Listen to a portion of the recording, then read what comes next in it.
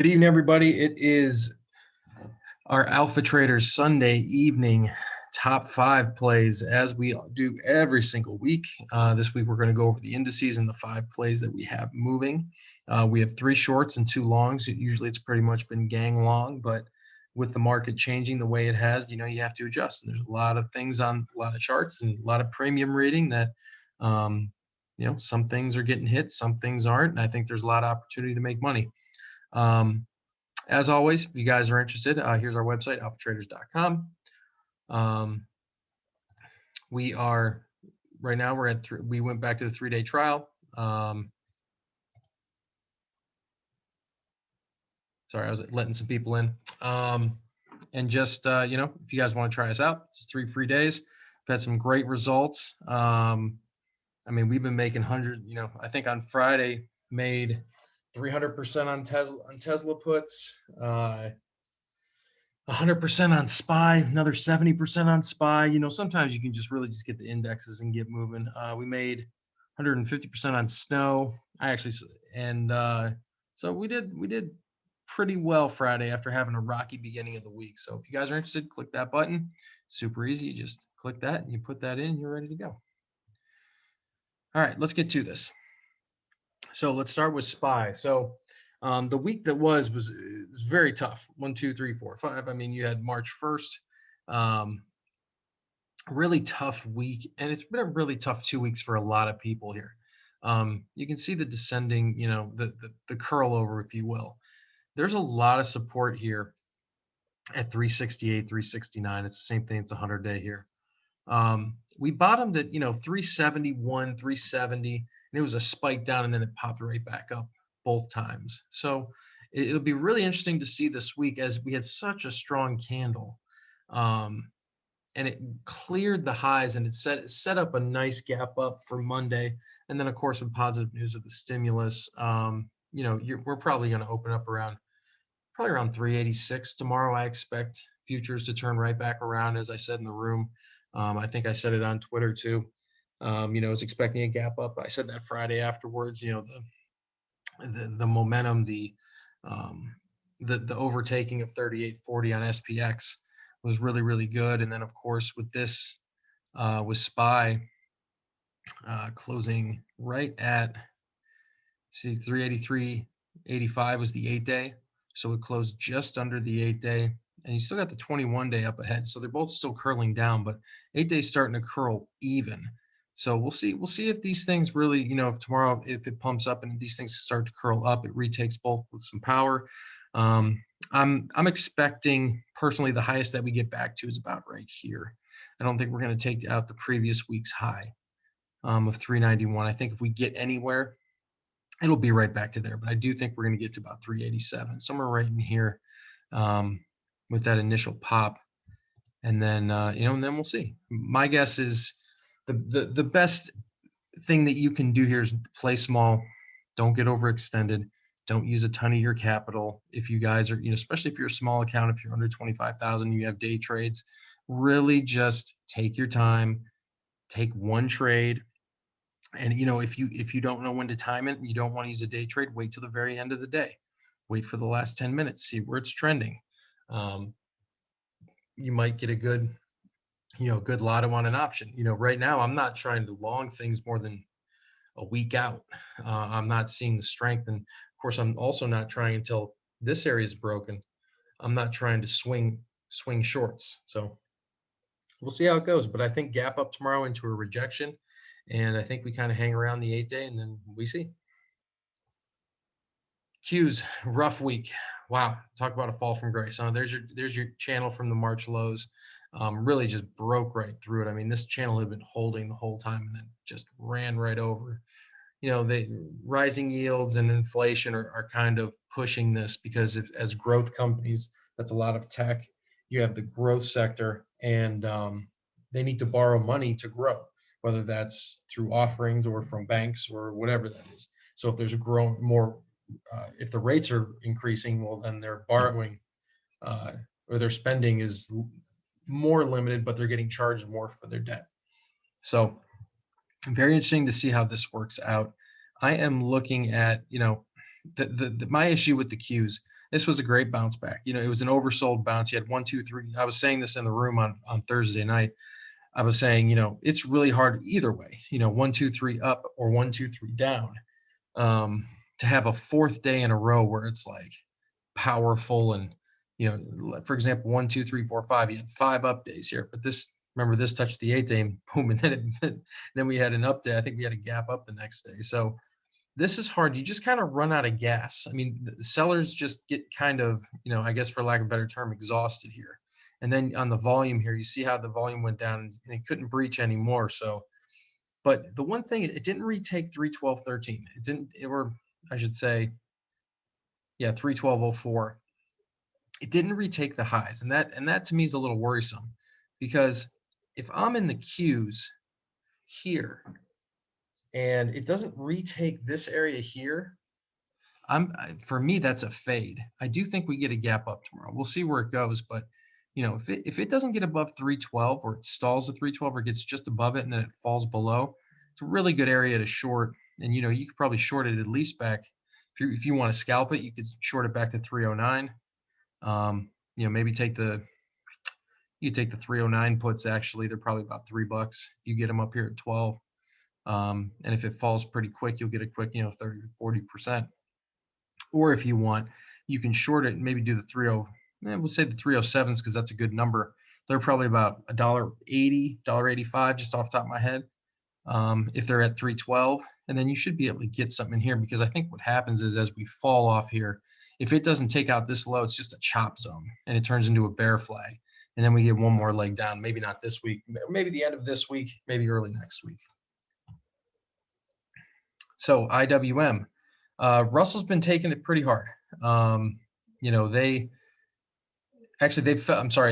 fared better than the Qs, but they're right on par to still they're giving back a lot of what they have. So it didn't take out the lows here at 205. We'll call it 205. You can just call it general areas. It didn't take 205 out of bounce before that, so that tells you this is a big area of support right here at 205. If 205 breaks, this thing's going down, and we're going to get 196, 197, whatever this is, real easy. 197.87, really, really, really easy. So expecting it gapped up, closed at 217. It's going to retake the 8-day. If it holds, then we got a shot here on the IWM to get back to at least, I'd say 225, which is really good. That's a great place to be, but it's got to gap up and hold. So as futures, they gapped up and gave it all back. They filled the gap immediately. So you can kind of get an idea of where the market is at. And to me, I really want it to gap up and then kind of fade if I'm going to do the IWMs.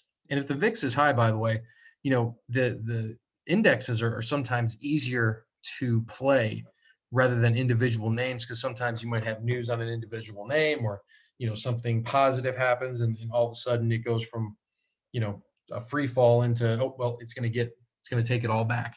So sometimes the indexes are a little bit easier to fade or get a quick scalp on instead of individual names. So first play of the week, Zoom. And no, I'm not talking long Zoom. I am talking short Zoom. We made some really good money. I mean, we made some really good money down here back in January. Bought the 400 calls for February 19th, made like, I think 200% on those. And then we, at the same time, we bought the March 19th 450s, made like 190% on those, and then sold half. So it was a guaranteed win, and we're letting the rest ride. And, those will probably go to zero. So some, you got to let things ride sometimes, because if it had filled this gap and went to 480, those 450s are, 500%. So sometimes you got to take the free trade, and that's how you get big sometimes. That's how you have big winners.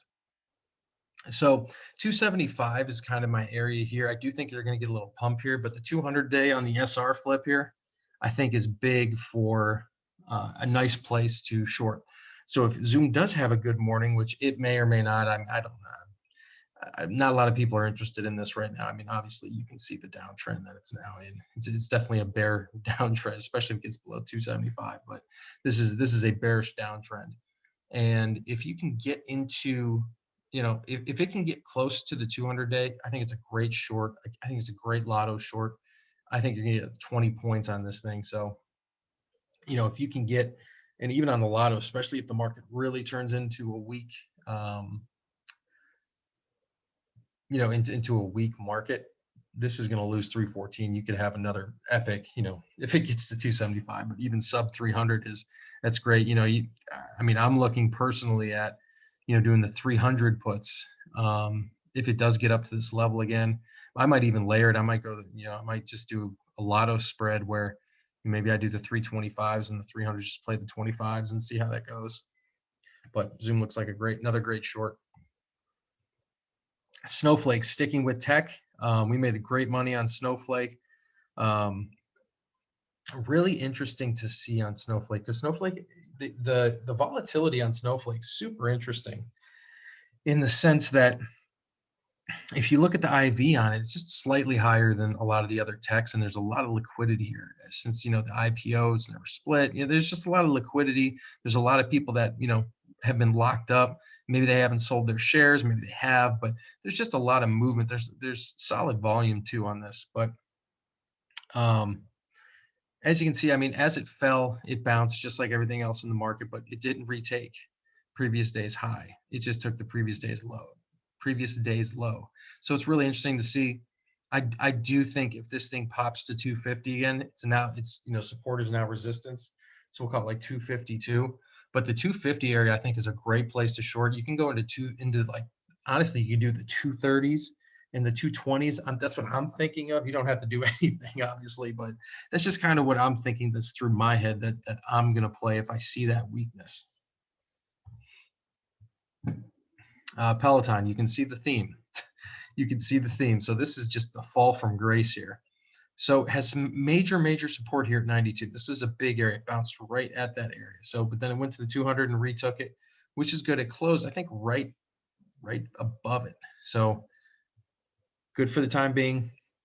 If it takes out 111, it has some strength. You're probably at 115, somewhere around there.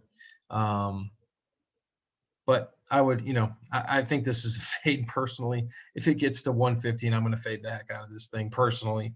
110 is also a really good area. Those just give some good areas of interest, and 94 would be your target. And hey, who knows? Maybe the market falls apart and you're sitting in this short, and you have I'm making it up. You have at 113, 112, you went and got the 107s or the 107.50s, I think they are. And it fell through the 200-day, and now you're sitting here at 94, and it bounces a little bit, maybe for a day or two, and that just falls right through the floor. It's a long way down. You're looking at 79, 80. You can maybe call it 84. So that's a really good opportunity for a lot of people, in my opinion. Now we have a long. So we had those 3 shorts, now we have 2 longs. Look at the strength of Google. Even with Aunt Kathy selling Google every opportunity she has, it is still strong. It is the strongest. It is the leader of all FANG, of all tech. And it's just been super strong. Even when the market was bad, it didn't get that bad. It went down, it got to the gap. There's a gap below, started filling it a little bit. Now, the key here is it has to get over 120, 122 for me to start sniffing it. Otherwise, I think it's a fade, but I wouldn't fade this. Excuse me. I would not fade something that looks like this bull flag. I wouldn't touch it. It's really either going to have to get through 21.22, or I have to get through all-time highs at 21.45, whatever, 21.45.14. It's going to have to hold and stay through for me to get interested in it. But huge buyers, they do not want this thing to go down. So a lot of people are thinking Google's on sale. Last one, Wynn. The strongest of the hotels. Vegas has been great ever since they brought the news out 2 weeks ago. It bounced off trend line support, which is really good. The premiums on this are super interesting because usually they move really slow. But on Friday, before the market bounced, there was still a lot of premium being pumped into next week's 135s. I was tracking it because I was trying to find some bounce candidates for a swing. And so I was watching Wynn just with the news and whatnot. But LVS has been good since they got bought out. MGM has been good. So we'll see how win pans out. As long as it holds the 8 day, I think it's fine. All the reopen stocks, there's been money flowing into reopen, and a lot of it's leaving tech, and a lot of it's leaving bleeding growth.